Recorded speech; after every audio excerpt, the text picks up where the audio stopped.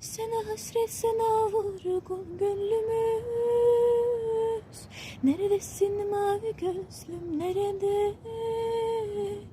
Bu gemi, bu kara deniz, sarı saçlı mavi gözlüm, nerede, nerede, neredesin dost?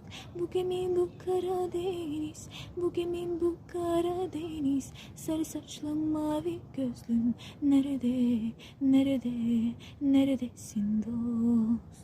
Kurban olam yürüdüğün yollara, kara peçe yakışmıyor kullara.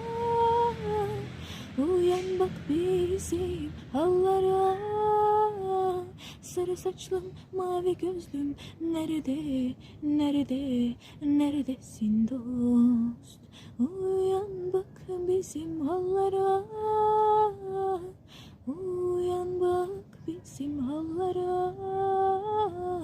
Sarı saçlım mavi gözlüm, nerede, nerede, neredesin dost?